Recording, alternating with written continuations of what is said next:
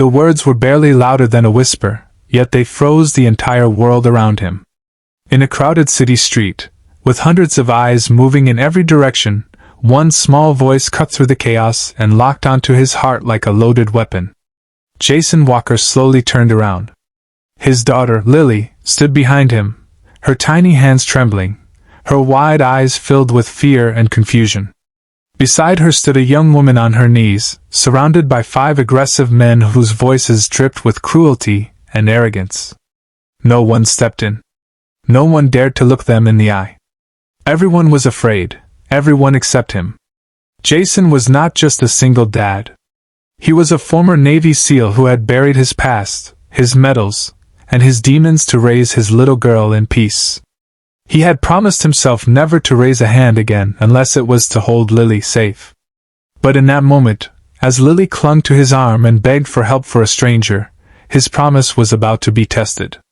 What none of those men knew, what no one in that street could imagine, was that the quiet single father standing before them had once survived battlefields they wouldn't last 5 minutes in.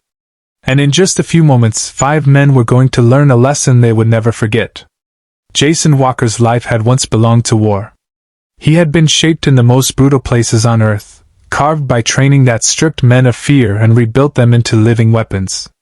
As a Navy SEAL, Jason had been responsible for saving lives, taking lives, and living with memories that clawed at him long after the missions ended. But that was another lifetime. Now he lived in a small, modest apartment with Lily, the only light left in his existence. Her mother had died when Lily was just 3 months old. Since then, Jason had done everything he could to be both father and mother, protector and comforter, warrior and peacekeeper. He worked as a mechanic, his hands stained with grease instead of blood.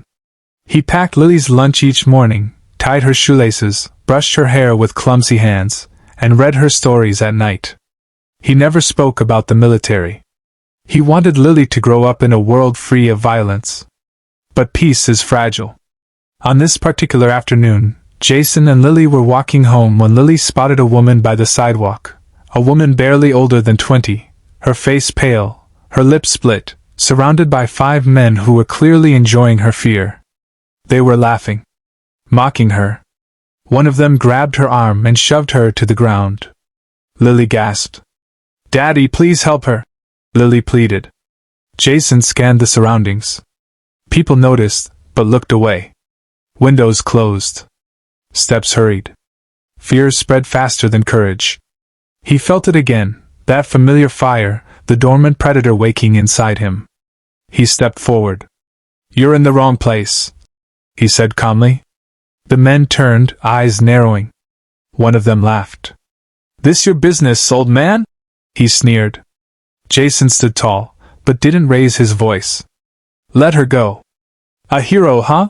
another man mocked. "There are 5 of us." Jason glanced back at Lily and gave a small reassuring nod. Then he turned back to them. "I only need one reason," he said.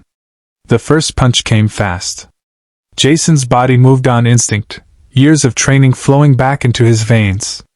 He blocked the strike, twisted the man's arm, and dropped him painfully to the concrete. Gasps echoed. Another came from behind. Jason ducked, spun, and sent his elbow into the man's ribs. A third rushed at him with pure rage. Jason swept his legs and pinned him down with brutal efficiency. It wasn't flashy. It wasn't loud. It was precise. Within minutes, the 5 men who had held power over that woman now begged for breath, pinned by fear, pain, and shame. Jason hadn't even broken a sweat. Then he held out a hand to the young woman. "Are you okay?" She nodded through tears. And that was when black military vehicles rolled to a stop at the edge of the street. A heavy silence fell. A tall man in a decorated Marine uniform stepped out, his face marked by rank and experience. People whispered.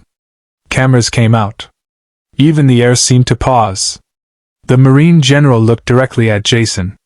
Then, in front of everyone, he saluted. "Son," he said loud and clear, "you didn't leave the battlefield. You just chose a better one." And suddenly the world realized. This was no ordinary father. Just when Jason thought the storm had passed, the general's eyes softened, and his next words shattered the fragile peace they had created. You saved her life today, Jason, but that wasn't the only reason I came looking for you. There's something from your past you can no longer run from. Lily tightened her grip on his hand. And the greatest battle of Jason's life wasn't about fists anymore. It was about truth, sacrifice, and a choice that could change Lily's future forever. The Marine General, Robert Hale, had once been Jason's commanding officer. He had watched Jason transform from a quiet recruit into one of the most respected operators in the unit, disciplined, fearless, and fiercely loyal. You saved dozens of men under my command, Hale said quietly as sirens faded in the distance. You disappeared before the country ever got a chance to thank you. I didn't want medals, Jason replied, glancing at Lily. I wanted her. Hale knelt to Lily's level. Your dad is a hero. She nodded proudly. I know. He makes the best pancakes too. The men laughed softly, the tension easing. But Hale's face soon turned serious again. There's a private foundation. They help the families of fallen soldiers. They want you to lead it. Train new recruits not just in combat, but in heart. They need someone who remembers what we fight for. Jason's chest tightened. He had spent years trying to forget everything, but Lily's small hand inside his changed everything. Will it help people like her? Lily asked, pointing to the girl he had saved. It will help thousands, Hale answered. Jason dropped to one knee in front of his daughter. You'd have to share me. Are you okay with that? Lily smiled and wrapped her arms around his neck. I'd rather share a hero than keep him trapped. Tears burned in his eyes as he hugged her. For the first time in years, the ghosts inside him were quiet. In the weeks that followed, Jason began training young men and women, not to be killers, but protectors. He taught them discipline, honor, compassion, and courage. Lily watched proudly from the sidelines, waving to him like he had just returned from war every single day. And the young woman he had saved, she joined the program, refusing to ever feel powerless again. Months later, during a graduation ceremony, the Marine General stepped up to the microphone. The greatest strength of a soldier, he said, is not in his fists, but in his heart, and in the child who reminds him what love truly means. Jason stood tall, holding Lily's hand as the crowd applauded. Not because he had defeated 5 men, but because he had chosen to defeat fear. And sometimes, the bravest battlefield is simply being a good father. This story is not just about strength. It's about love, compassion, courage, and choosing kindness even when the world looks away. True power is not about fighting. It's about protecting the helpless, raising the young, and healing the broken.